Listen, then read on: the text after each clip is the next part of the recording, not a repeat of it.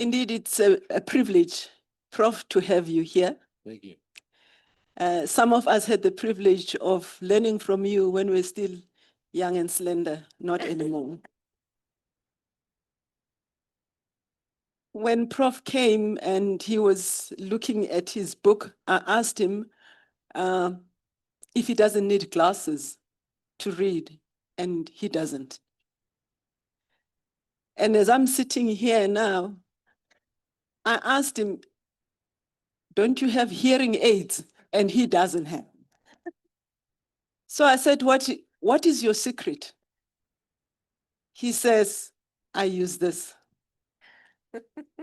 So that's the first lesson.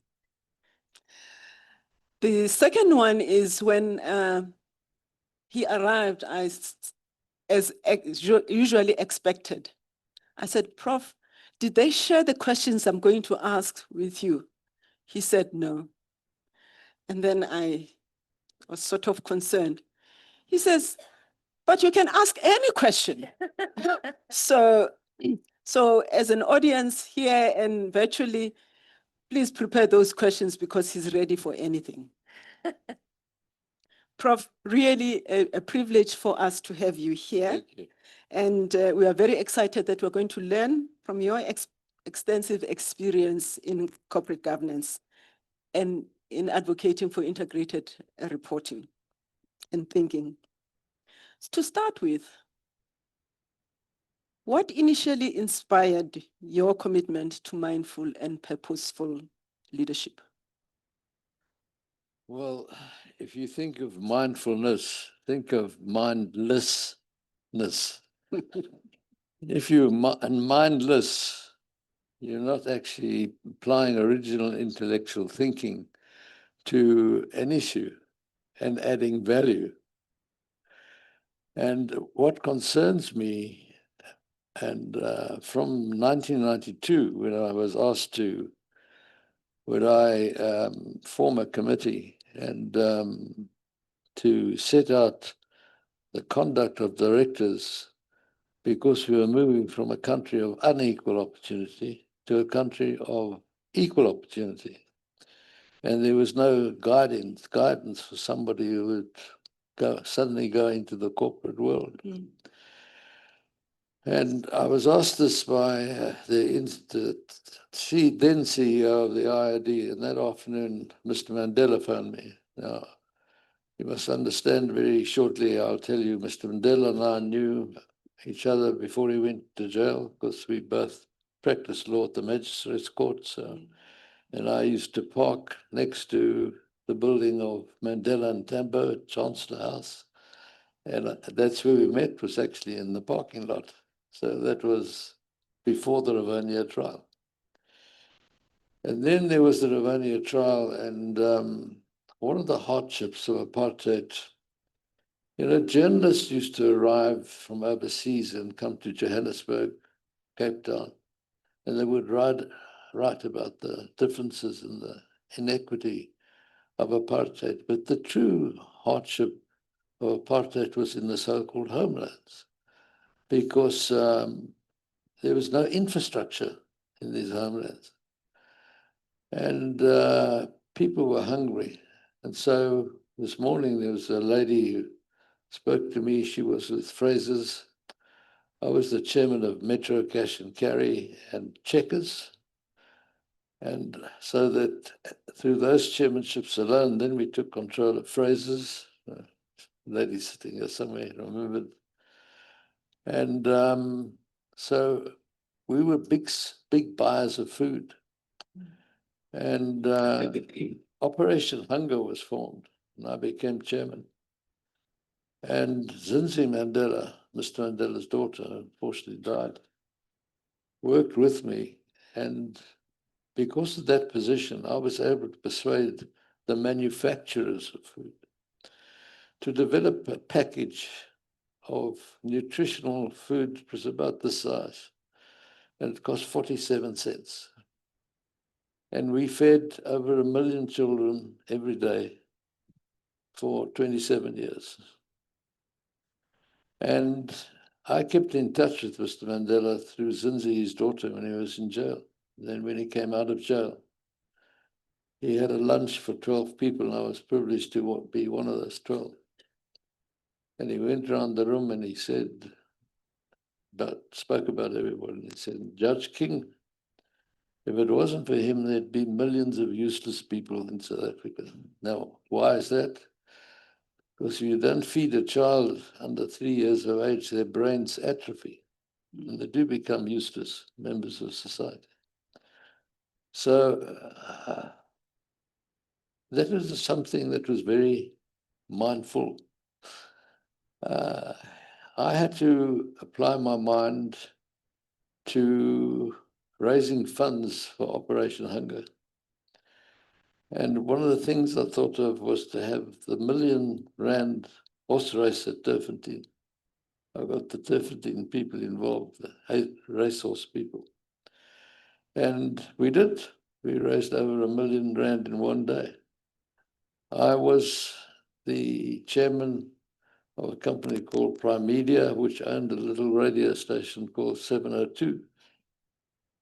And through 702, through Radio 702, we had a day, an Operation Hunger Day. And the goal was to raise R1 million pledges in one day. We achieved it in one day. So that was mindful action. You had to apply your mind as to how you were going to overcome this tragedy of malnutrition in the homelands. So mindlessness is something that has always bothered me. And when do you have mindlessness? Is when you mindlessly have to comply with things. And you comply and you just tick the box and you've complied with it. But you haven't applied your mind to actually adding value to what you're doing. So today we look, and the previous speaker spoke about outcomes. We look at, from a governance point of view, we look at 4 outcomes. Because are you practicing good governance or not? And how do you test that? And you look at it by the outcomes of the organization. So let's say the outcomes of PPS. And I was an advisor to PPS, by the way, and I helped restructure PPS. Remember. You remember, yes. And but the 4 outcomes are value creation, but in a sustainable manner. It's no good creating value which is not sustainable. Then the other outcome is that you've done it in an ethical and effective and efficient manner. And that means that as a director, you have to accept that you are in fact the guardian of this incapacitated company, assets and its business affairs. So if you were a guardian of a small child, you would look after that child completely. And that's, directors have this guardianship obligation to this incapacitated company. Now, the limited liability company is perhaps the most important citizen in Zambia, in South Africa, and every country in the world. Why? Because it's the medium through which capital is raised and through which jobs are created. The limited liability company. The other outcome is adequate and effective systems. And the previous speaker spoke about that. Have you got proper systems of control? And the next thing is, are your external stakeholders from the outside looking in actually concluding that Carolyn, you and I as directors are steering a company, because direct comes from the Latin word to steer, steering a company to be a responsible corporate citizen. And we're doing it in such a manner that that community has trusted confidence in the company. If you achieve those things, you're practicing good governance. It disturbs me. And I don't know how many people here are on SOEs, because people was talking about the public.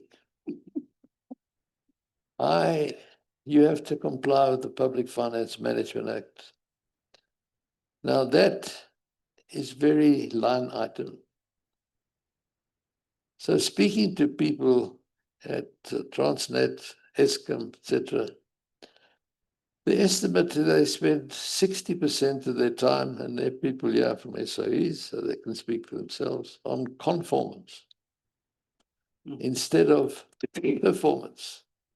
And as a citizen of South Africa, that's what I want. I want them to concentrate on performance. So a friend of mine called Trevor Manuel, he was Minister of Finance, and Trevor Manuel decided that there should be legislation to tell people exactly how to do things. And that was the Public Finance Management Act, and then the Municipal Finance Management Act.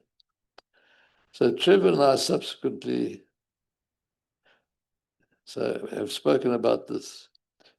And I was telling Carolyn the other day that he said, you know, the private sector are the corruptors, and we the corruptees.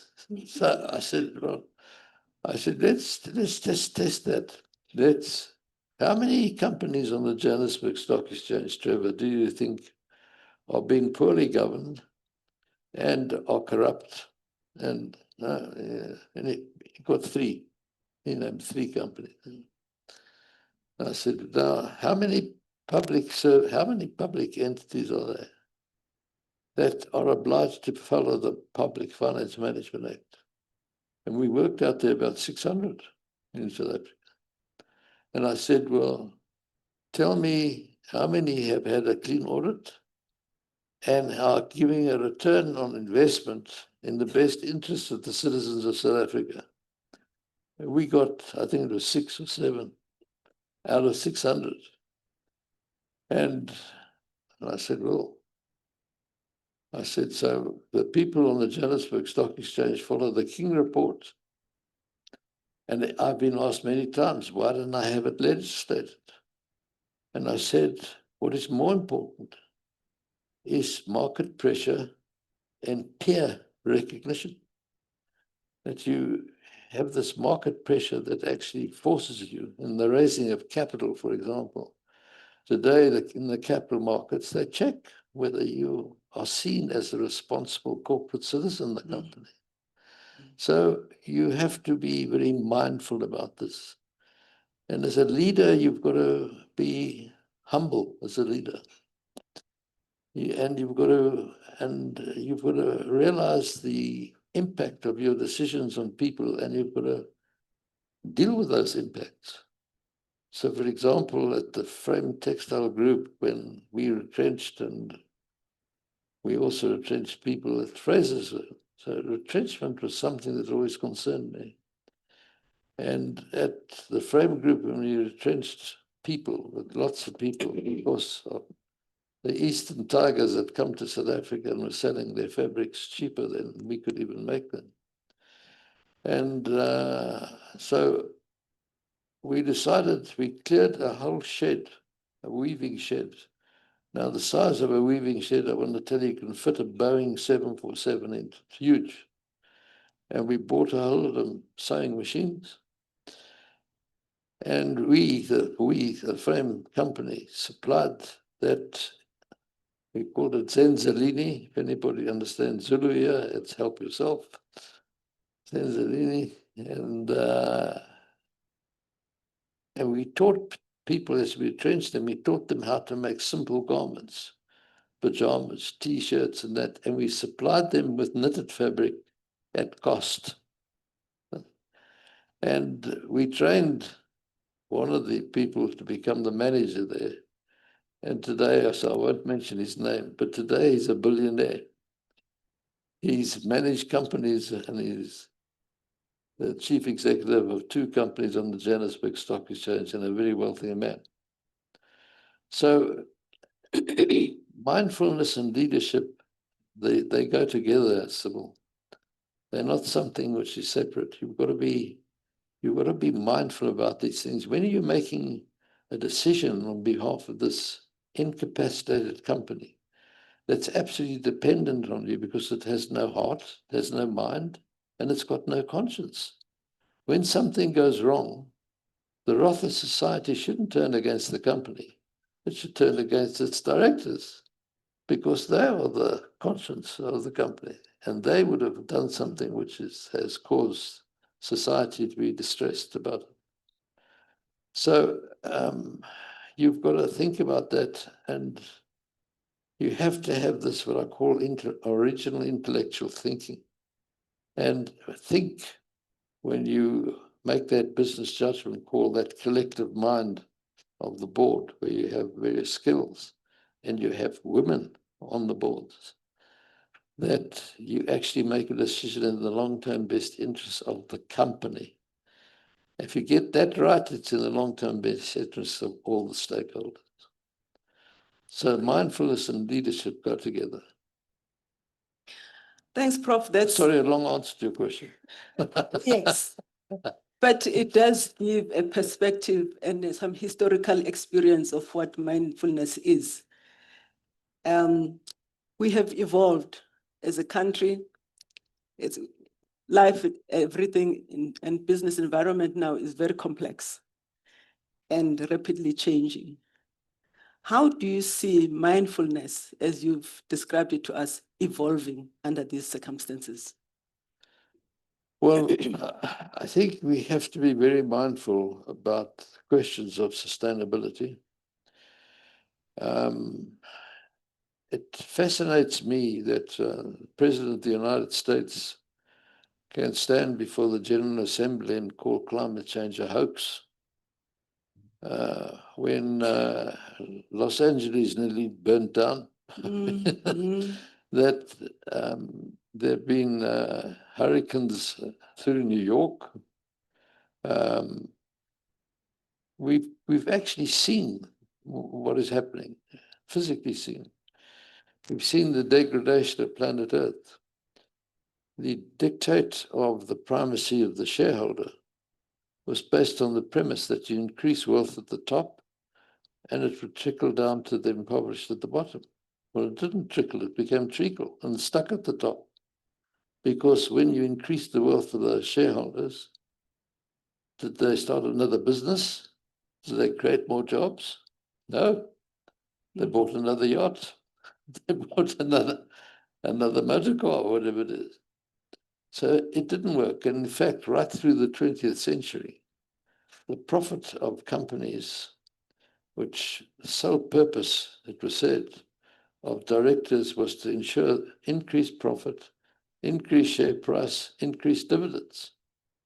But this was subsidized by society and the environment. So that was not in the best long-term interest of humanity. And at the turn of the century, it was shown on research, which was expedited through the computer age of the 70s, that the makeup of the market capitalization of companies was only 20% of the market cap of companies on the London, Johannesburg, New York Stock Exchange was reflected in the financial statements. 80% was not being reflected. It was made up of these so-called non-financial aspects. These non-financial aspects morphed into ESG, environmental, social, and governance aspects, and they're absolutely critical. So you can say that climate change is a hoax. You can say we're going to focus, as the Securities and Exchange Commission of America said, only on financial reporting. You can say that your financial reporting should reflect what's happening with sustainability issues. You don't have to report on sustainability on it. You can say that, but you can't get away from the facts. And the facts are business is at the junction of the economy, society, and the environment. And how you run that business impacts on those three things. But we have to accept that those three pillars of sustainable development also from the outside impact on the company itself. So when Lehman Brothers collapsed, for example, and the GFC, the global financial crisis, it impacted on companies here in South Africa from the outside in. But how we in a company were making a product using natural assets, how we treated our employees, etc., was something that was completely ignored in reporting and being accountable to the company, because you thought you were accountable to shareholders. I mean, that was the dictate. And so the thinking has changed completely. I mean, the mindset today, boards in making that collective mind decision, think about the three things of the economy, society, and the environment. How's it going to impact on those three things? So that's from the inside out. And how's those three pillars of sustainable development impacting on the company? So you are correct. It has become more complex because we become more aware. And why have we become more aware? Because we've seen since 1987, the Brundtland Commission, where the United Nations saw that this was problematic and appointed a commission as to what was happening to planet Earth and society.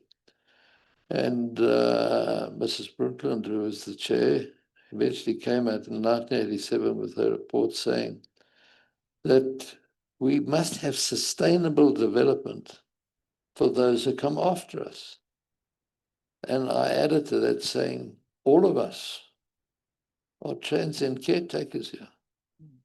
You could own a property, but you can't own it forever. Yeah. So we are transient. And don't we owe a moral duty, if nothing else, to those who come after us to make sure that we leave them with a planet that they can sustain themselves? That's a moral duty, and that's a duty of directors to the company and through the company to society. So yes, it has become more complex, but it's a worrying thing that the world had, the mindset was completely changed. And I received an award in July from King Charles's Trust and Deloitte Global and various other bodies, saying that I'd helped change the thinking forever around the world, that you don't just think of making profit at any cost, that you think of all these things mindfully, of how the company is impacting on these three pillars and how you're actually affecting society, the company. And so I got a Lifetime Achievement Award for that. But I asked the question, don't all of us in this room owe that duty as a moral duty? Don't we all owe that? And so when you become a director, you owe that duty to the company, this incapacitated person, a legal fiction. A lot of you here in this room are employed by companies. Have you ever touched it? Have you ever seen it? The answer is no, because it's a legal fiction. You can have on the wall, Mervyn King Pty Limited, the registration certificate. But it's an intangible thing. It's an absolutely intangible and incapacitated legal fiction, which was brought about in the middle of the 19th century to do exactly what the purpose is, to raise capital and create more jobs. Thanks, Prof. You've touched on 2 points. One is that the people that run the company, called directors, they direct. The second one I'll speak to later is sustainability. The people that are directors, they join these boards, they come with their own biases or baggage on the negative side. Biases, motivations, emotional triggers. that could enhance purposeful leadership.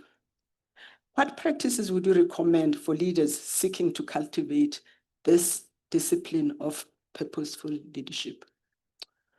Well, may I just add the second part so that you answer two questions in one? Because I see you answer.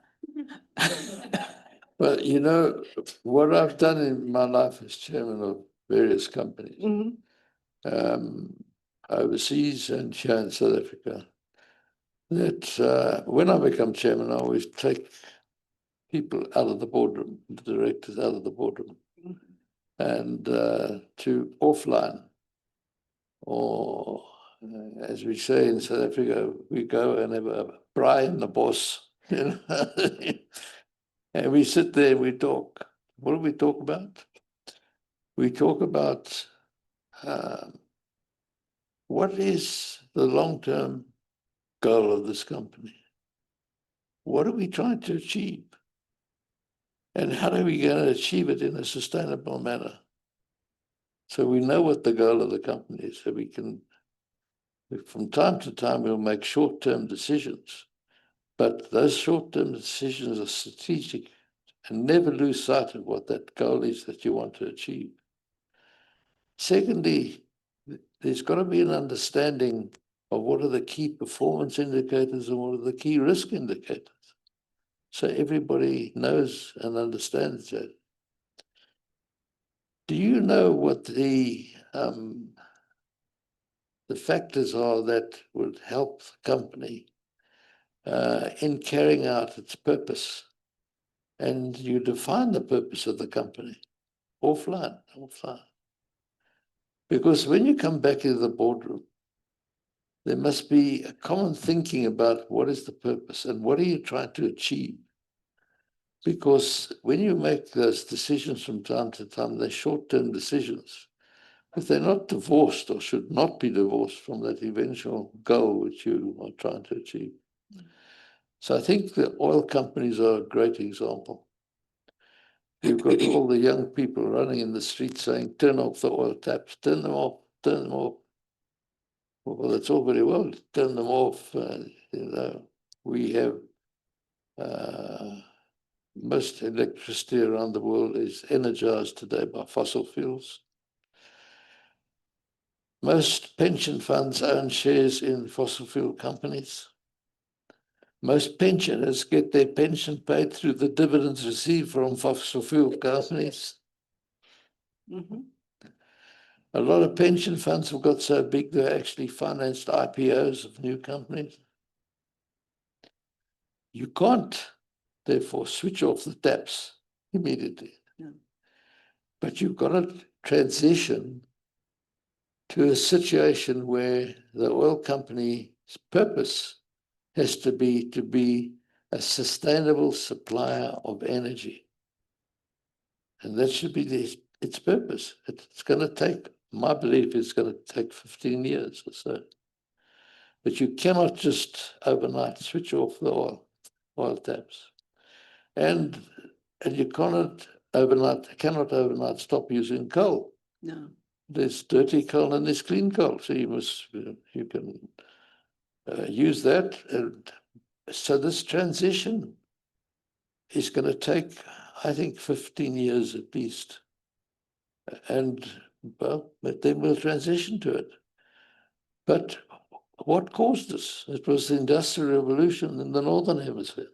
And we were supplier of, we in the Southern Hemisphere, Southern Africa, for example, was supplier of natural acids, which we used to drive locomotives or whatever it was in the Northern Hemisphere.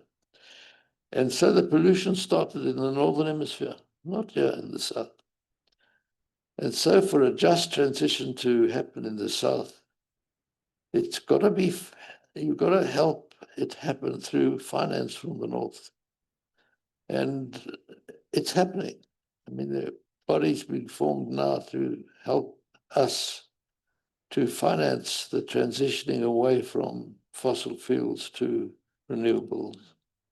Because there's no way, for example, Eskom just overnight moving away from coal. You can't do it. Yeah. And you cannot overnight, I think, close our coal mines. There will be thousands of jobs lost. And you will stop the supply of electricity. So what do you achieve from that? But if you've got that long-term goal and you're striving towards it and you steer the company with short-term strategic decisions, then you actually are carrying on business in a good, sustainable manner, because it needs time to get to that goal.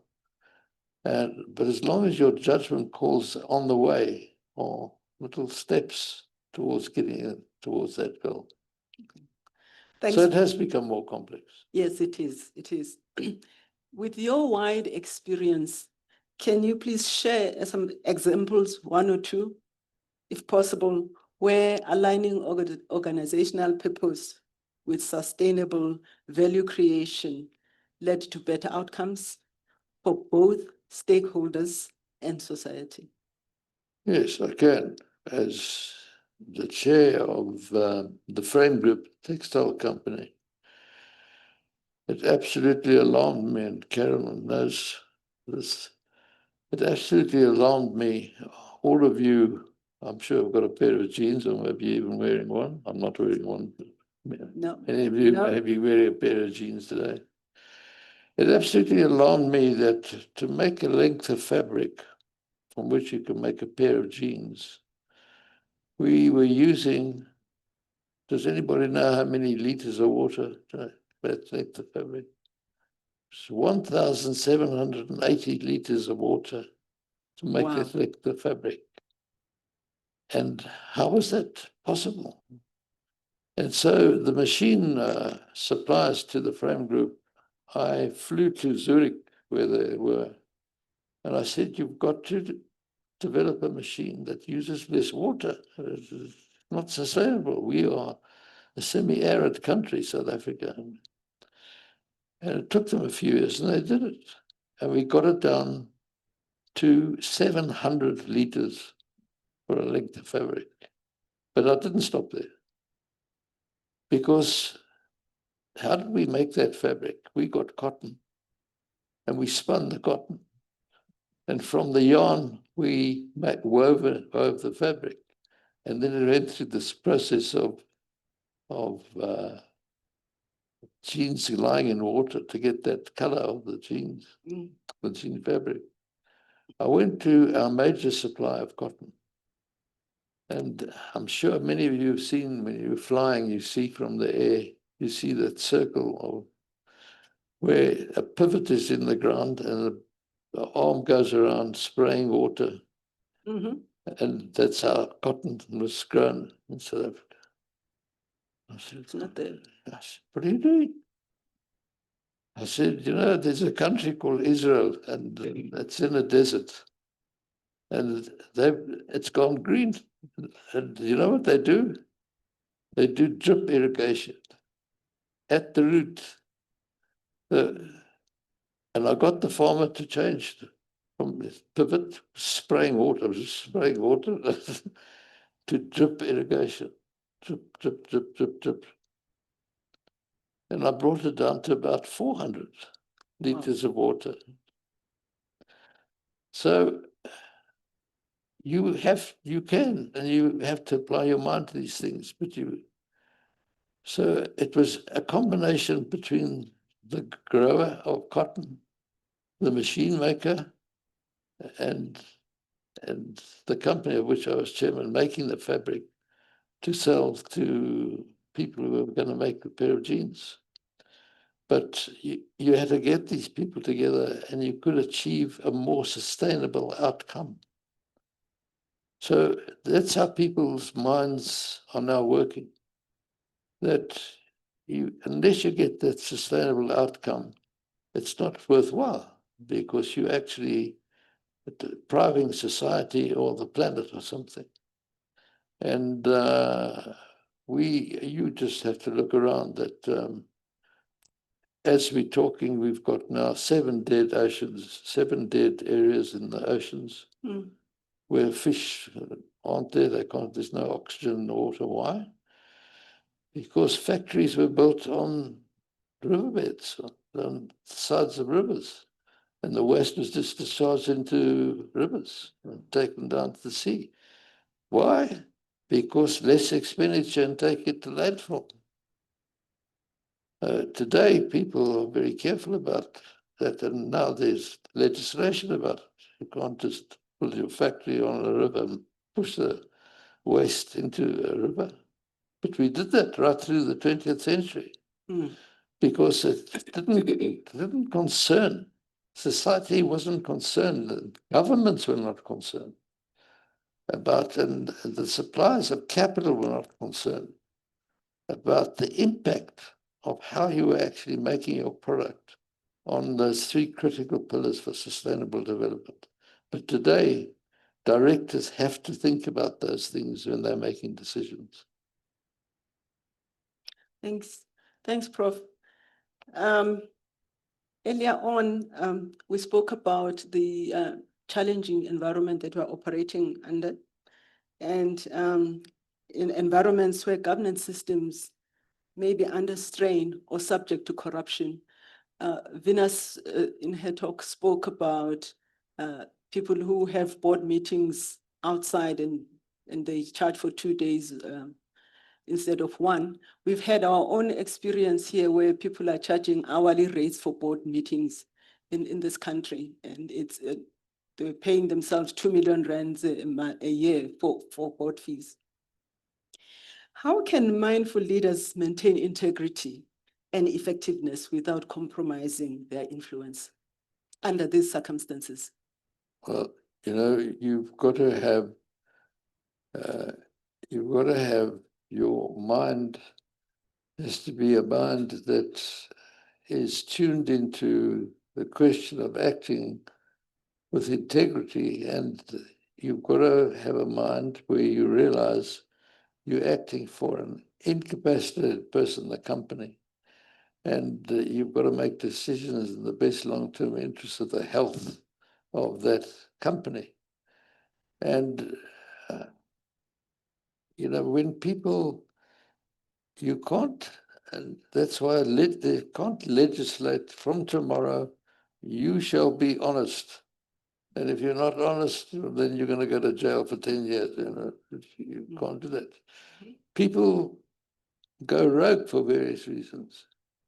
They might have a disability in the family, or they've got medical costs going up, and they want to get the money, and they think, well, instead of having one meeting to achieve this, we'll have 2 meetings and go across to another district, as previous speaker was speaking about, and we'll get our subsistence allowance increased and everything.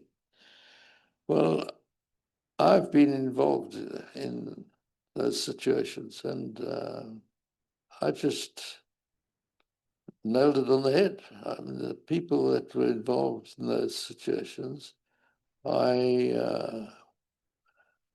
made everybody know in the company concerned that those people were discharged immediately, and then they had to repay the money, and people knew that the company went to the extent of applying for their sequestration. And when you apply for the sequestration of somebody, so it's a man, his wife's assets, has she acquired that from her own earnings, or is it? So the wife's assets start being investigated. So you actually go to sequestrate the person, and that goes right through the company. And they know about it, that's how you're going to deal with these things. If you generate another meeting just so you can get added subsistence allowance, I mean, that's intellectually dishonest. And you have to deal with it in a manner which sends a message to the company that this will just not be accepted. And eventually you correct it. And so I've been involved in those things where it's happened in a company. And we just made it known that you were immediately discharged, and we work out how much over the years you got additional subsistence allowance, which you weren't allowed to get. And we want repayment. You don't have to pay. We sue, we get a judgment, we execute against your assets. You don't pay, we sequestrate. They know it. I'm very sorry to interrupt. The reason why I'm here is on the stage is because we've actually got two great people. So I would also like to ask you, because you're experienced in this, is about how to deal with something like that in that situation. So we hear the legal mind, sequestration, from a more, I guess, an emotional female leader perspective. Of course, we're going to follow the same processes, but have you personally been challenged with those kinds of challenges in your life as a leader? Well, at board level, you do get some questionable characters that do questionable things. And the one that I have had experience with it wasn't as big as where you would ever even go to sequestration, but you nip it in the bud.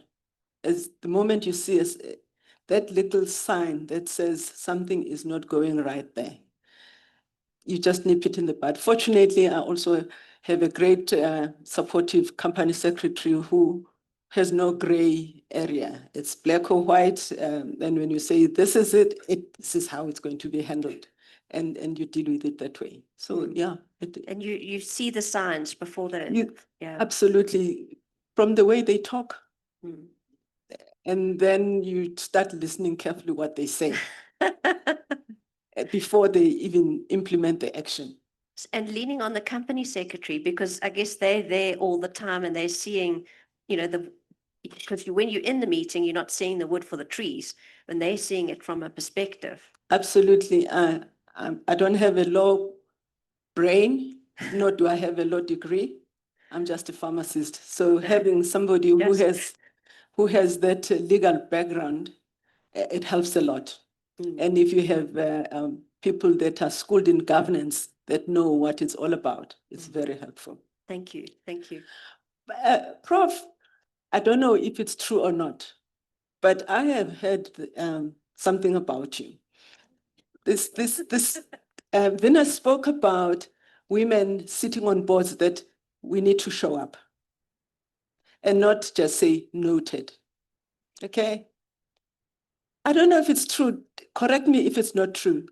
That when you were chairing one board, or whether it was your regular practice, if somebody was quiet forever, you would actually say, what about you? Do you have any opinion on this matter or not? Is that true? No. But the duties of directors are good faith, care, skill, and diligence.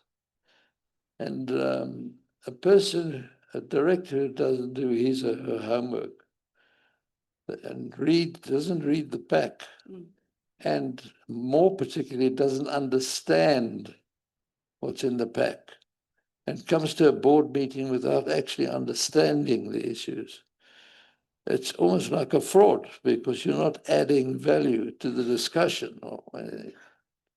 So how did I do this as chair of a company?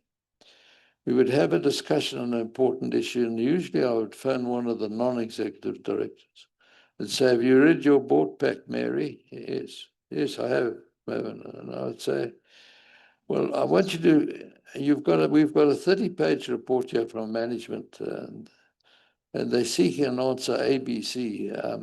I want you to go into greater detail, because when we get to this agenda item, I'm going to ask you to start talking about it. Why? Because I just want it to be on a more informed level, the discussion.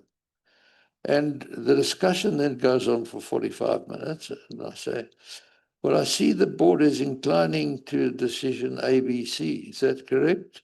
Yes, Chair, yes, Chair, yes, Chair, yes, Chair, yes, Chair. And I just pick on one director. Sybil, will you please explain to me in great detail why you voted in favor of ABC? Now, I want to tell you, a director who hasn't understood when they read their pack. hasn't followed what's happened for 45 minutes of discussion, sits there with 2 rows of teeth and great embarrassment. And I can tell you something, homework improves in the boards that I've chaired. They come and they've diligently read the papers and they apply and they are more informed. And nobody speaks across the table, has a discussion of that. They speak through me. And you control the meeting. You have to control that meeting because you've got to move it along. And I mean, there is nothing worse than a chairman who, for example, you get the item, welcome everybody, and now the meeting's for the last minute. We'll go page by page. Page 1. Now, page 1, is there anything of substance or any typos? Nah. Page 2, and an hour goes past, and you just ask the question, any comments, any corrections you want? No. You move on.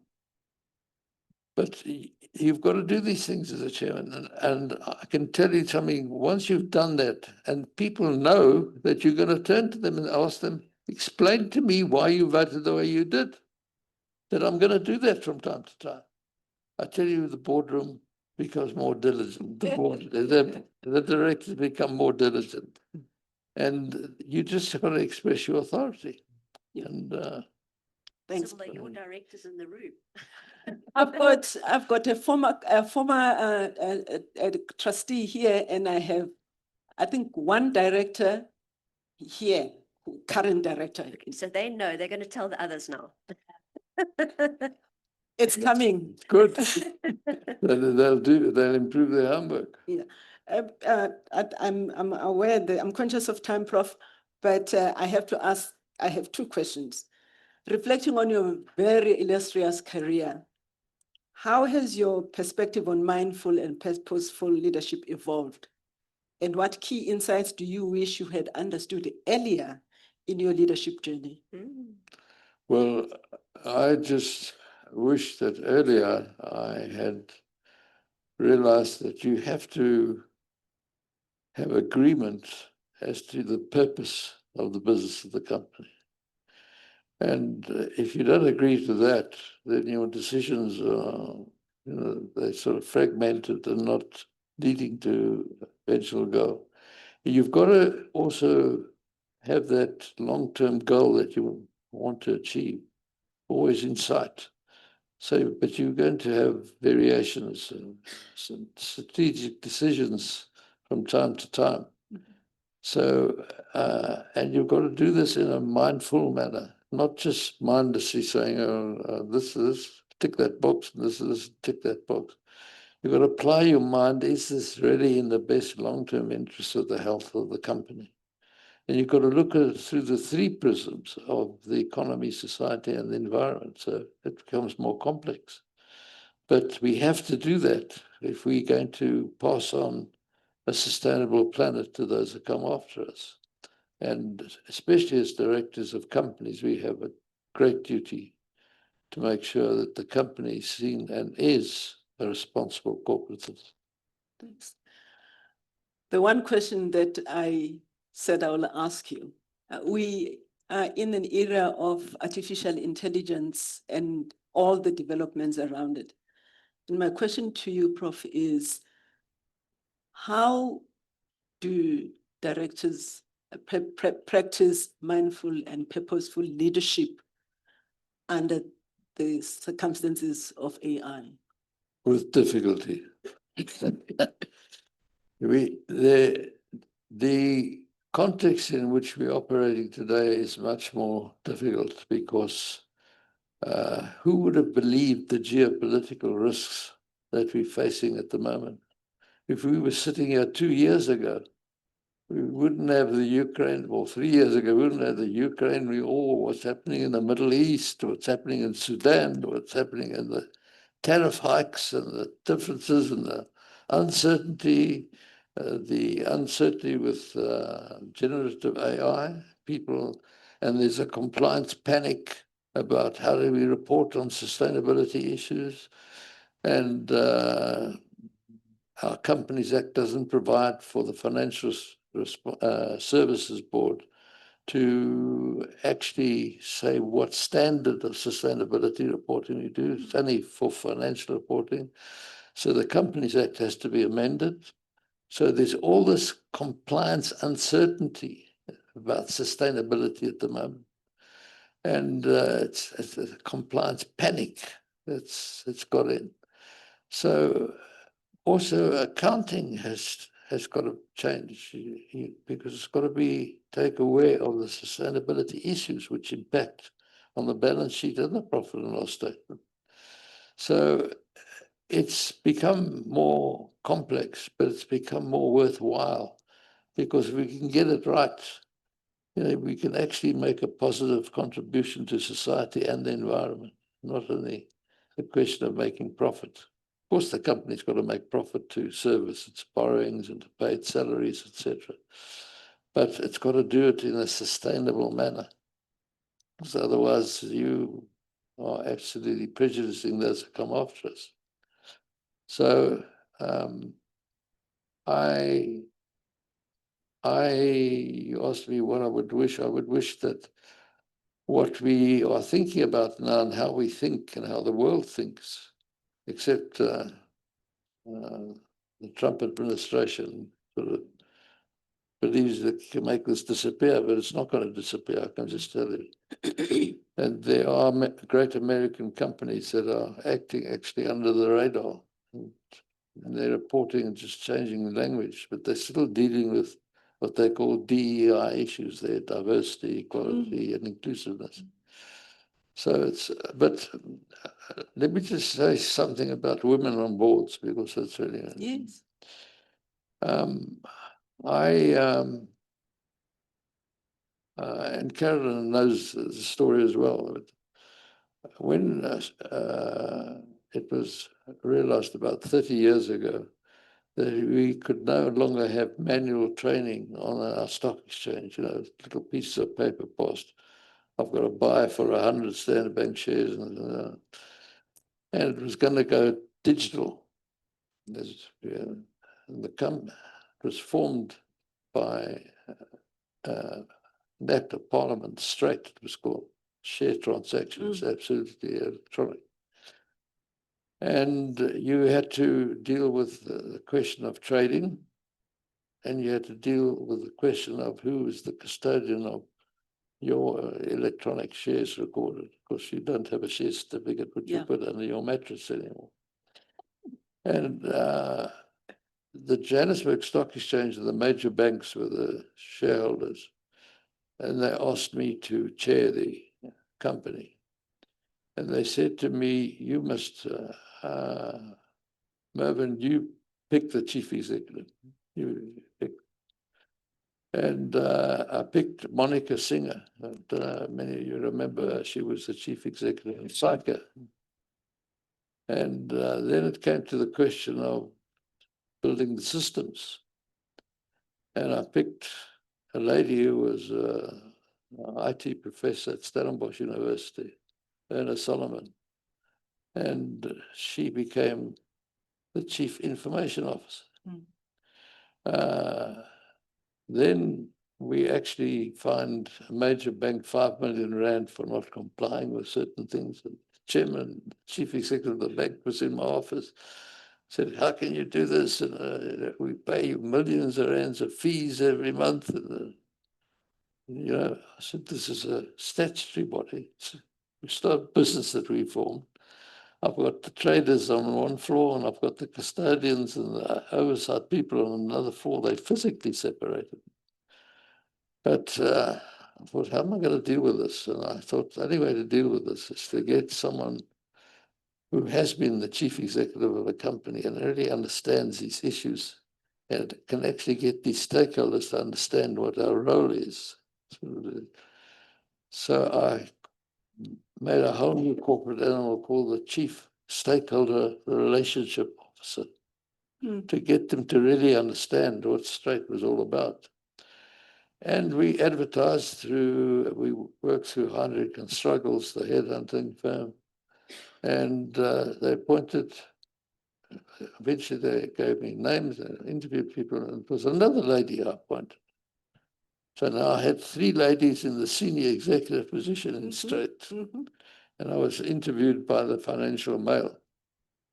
And they said, oh, well, Straight now, we go digital in our share trading, and yes, wonderful. But just tell me why in the 3 senior positions you've appointed women? I'm going back to 30 years ago. Yeah. I said, I happen to prefer women. And that was in the Financial Mail. King prefers a woman. But it wasn't. It was that I selected someone that had the skill to do the job. Yeah. Now, I have found when women are on a board, the males on the board behave better. They just do. True. The old boys club falls away. Yeah. I can tell you something. Falls away completely. And research has shown that women are more curious than men about things. Now, curiosity is a great attribute for a director, to ask questions about things, to be really curious. And women do that better. You know, research. Women are able to adapt to changes more quickly than men. Research has found that that is so. So you've got all these factors that you've got. It's very interesting. If you look at universities, there are more women qualifying as accountants, as lawyers, as IT specialists, as pharmacists, than men. Pharmacists. Pharmacists as well, than men. So as a shareholder, you would be mad not to appoint from a meritocracy point of view alone. And all these other attributes which women add to a board. Women on a board. So actually, women on a board are very important today. And you need that to just to add, it adds a quality to a board that you don't have when you just have a full male board. And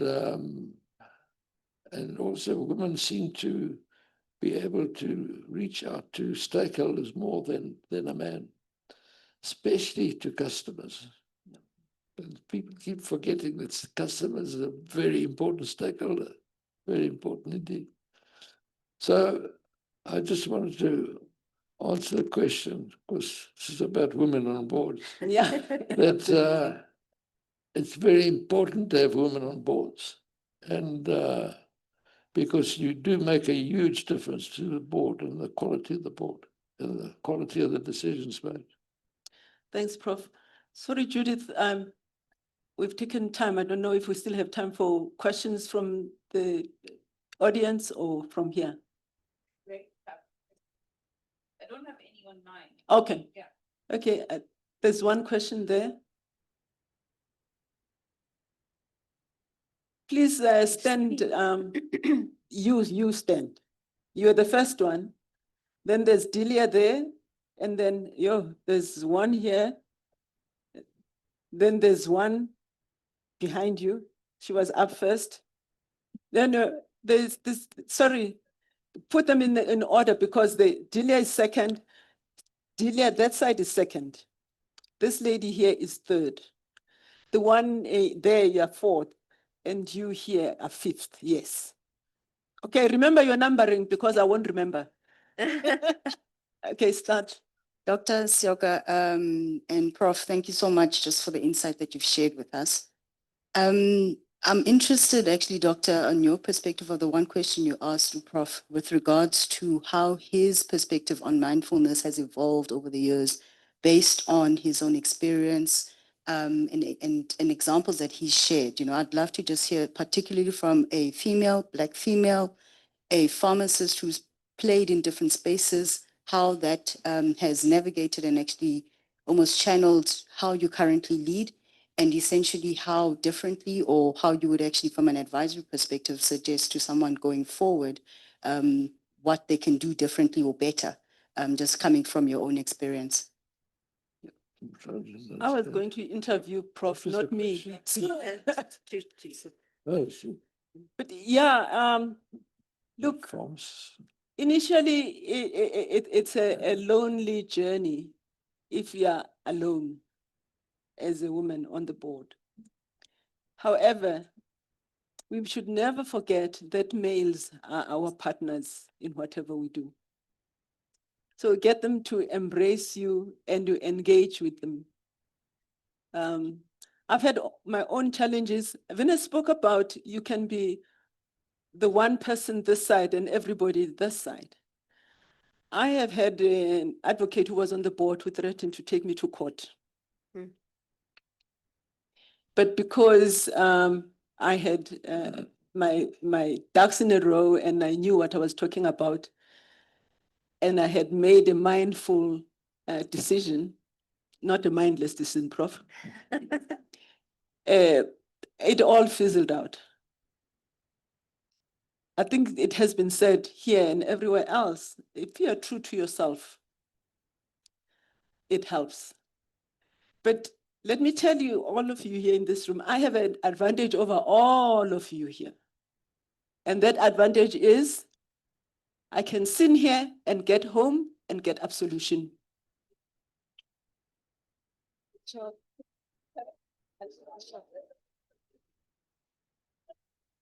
But, you know, the truth is in whatever I do or say, I always think of what would my husband say if he heard me do this or say this? Or what would my children say if they heard I did this or they saw me do this? So integrity, being true to yourself, mindful decision-making are very important. I don't know if it answers your question. Delia? Yes? Okay. Firstly, thank you, Prof, for speaking so powerfully and profoundly about stewardship, oversight, and accountability. I absolutely enjoyed listening to you. My question is, can you give examples of in what instances should a board lead? And in what instances should it partner and have a shared agenda with management? And in what instances should it step aside? I've got my own views, but I'd like to hear your ones. Thank you.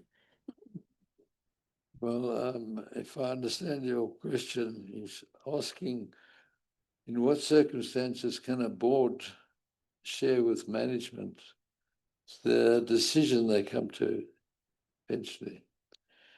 The answer to you is they cannot do that. I mean, you've got on the board, you're going to have management. It's got a contract with the company, who is also now a director. So I use cap, so he's got his cap on, and he's got a written contract with the company on his management role.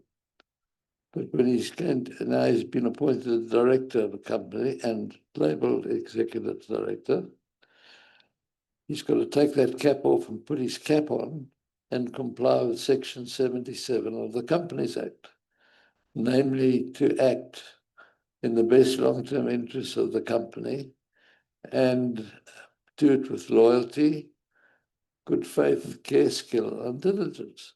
And that was the common law, and that's now encapsulated in the Companies Act of 2008. So you can talk to management and get information, which helps you. You've got to be as informed as possible because that's one of your duties. And of course, it's a critical part of the business judgment rule that if you want to, because the law accepts that board of directors is not going to make the correct decision every time because you're looking into the future and you haven't got a crystal ball. So the law says, provided you have got all the facts before you, provided you've got no financial interest in the matter, and provided at that time you believed, and it appears, objectively speaking, that it was a decision which was arrived at by the board, which was reasonable and understandable. And then you actually escape liability for when 4 years later it turns out that that decision causes harm to the company.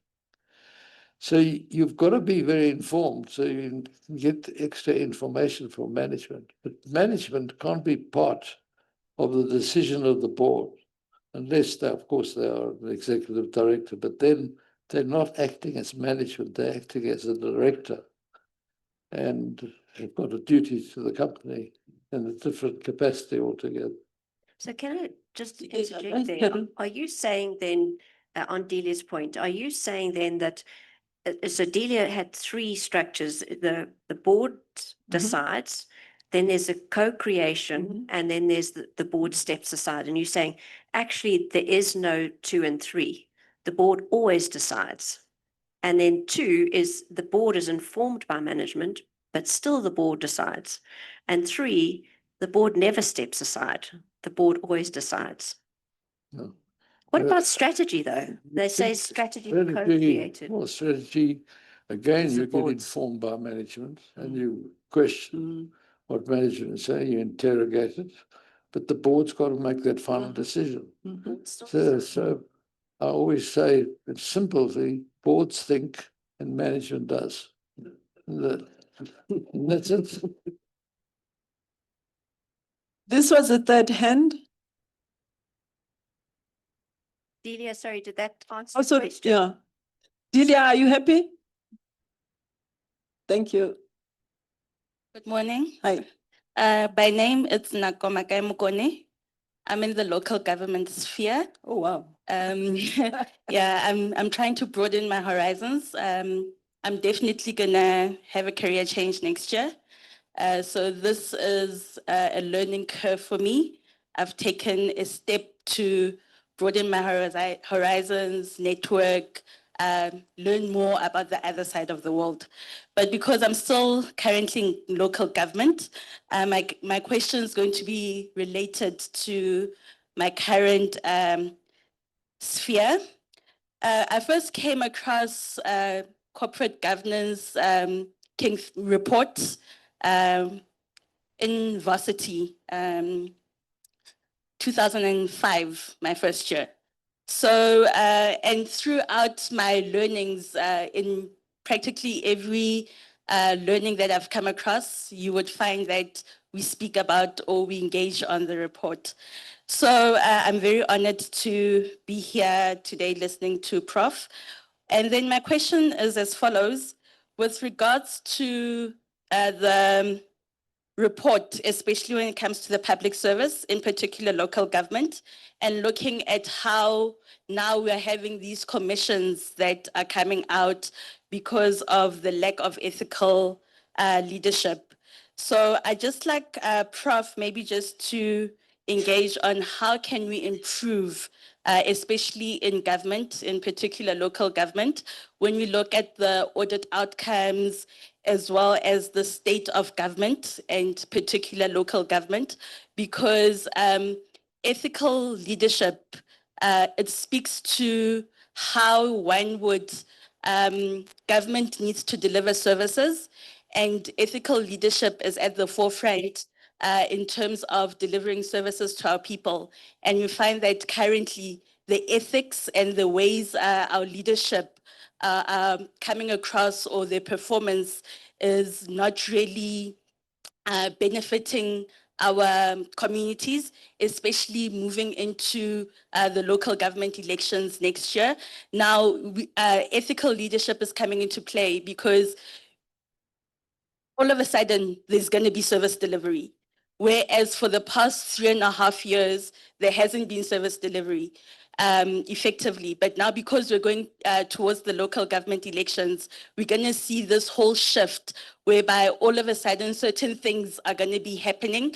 I don't know how our leaders think that in a year we can change something that we failed to change in the past 3.5 years. So just how would you link ethical leadership to what's happening to local government currently? Thank you. Prof, Well, first thing, politics. assuming I had the power to do what I'm about to say, is get rid of the Municipal Management Finance Act. Just get rid of it. Because you're spending a lot of time on conformance. And you should apply your mind to the question of performance.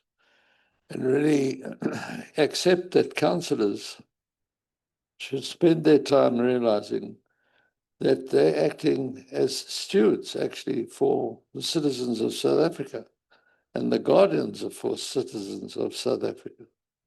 And their duty is to make sure their service delivery, water, electricity, etc., potholes are filled, etc.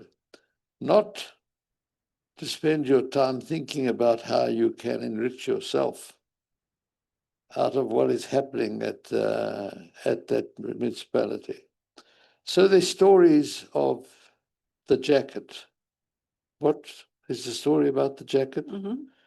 Well, the story is that the person is appointed to a position in a council, and this is in a council which has been reported to me. He comes in the morning and he puts his jacket in the office. He leaves and he goes attend to his own business. His own business. And at 4:30 or so, he comes back into the office and he gets his jacket and everybody says, no, he was here the whole day. He was here the whole day. Quite right. He was here the whole day. Well, you know, if you get this kind of behavior, you've got to instill in the councillors exactly what you've got to instill in directors, that councillors are acting as guardians for the citizens of that municipal area to make sure they get service delivery of the essential things and not spend their time thinking of how they can enrich themselves, because that's what's happened. And Johannesburg, it's frightening numbers of how much money is, is accountable for. It's running into billions of rands. So you've got to have that honest application of mind, that original intellectual thinking that I've been speaking about.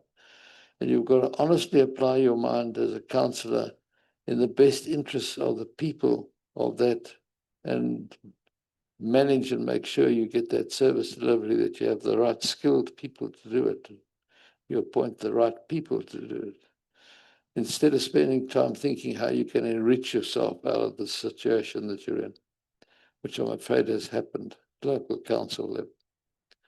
So also, you've got this burden of the Municipal Management Finance Act, which is a burdensome thing because we've got a lot of conformance there. So I would just get rid of it, because it hasn't helped in making a lot of councillors rogues.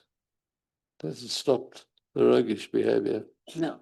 And you've got to just instill in people, councillors, that they're acting as guardians for the people in that municipal area. Thanks, Prof. Young lady. Thank you for that. Afternoon, Pindin Somi again.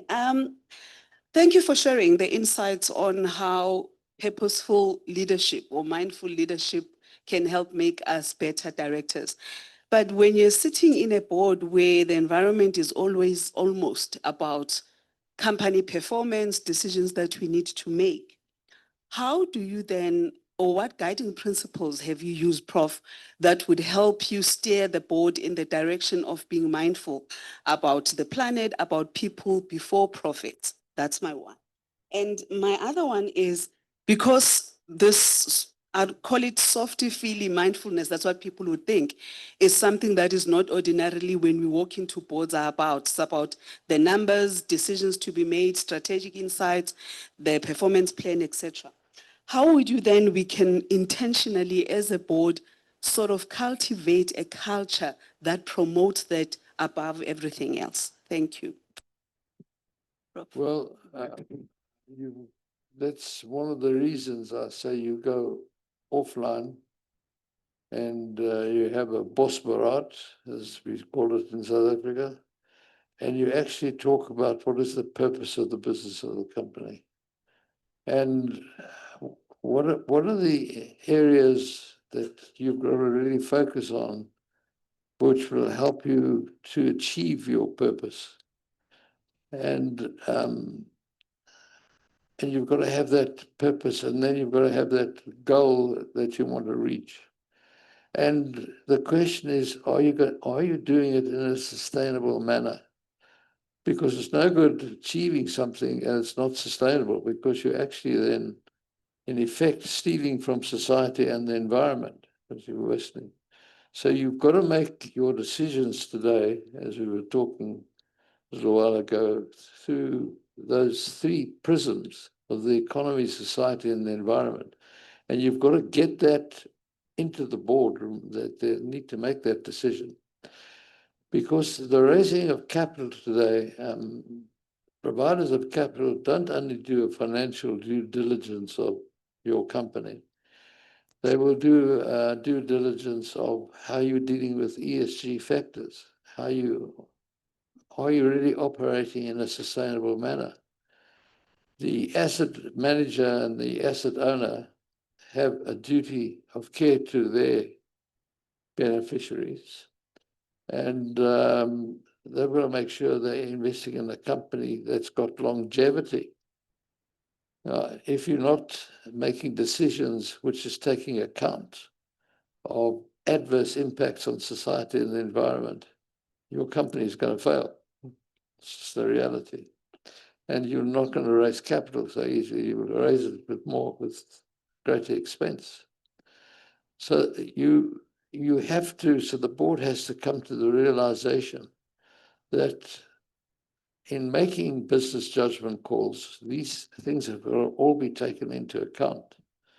And so the company is seen to be a responsible corporate citizen and can raise capital as cheaply as possible to take the business further, and can pass an examination of due diligence, financial due diligence, and due diligence as to how you're actually behaving from a sustainability point of view. And you can try and think it away, but it's a fact. It's just a reality that running a business, you're actually dealing with society and the environment. And that's the reality. Thanks. The last question here. Good afternoon. My name is Asanda Penny, and I'm proud to say I work for ESCOM. Load shedding, yes. No, the Prof did address my question when he was responding to the local government lady. It was around the performance issue and also the non-conformance, so I won't repeat. Thank you so much. Okay, thank you very much. I think we can bring that to a close. And what remains of me is to say thank you to our Prof here. Good. When I grow up, I want to be like you. Thank you. Thank you so much for your insights. And I challenge everybody here. Where's Ayanda? What do you call that thing? Action something, something? Call to action, right? All of you here, think about what the Prof said and try and implement it wherever you are.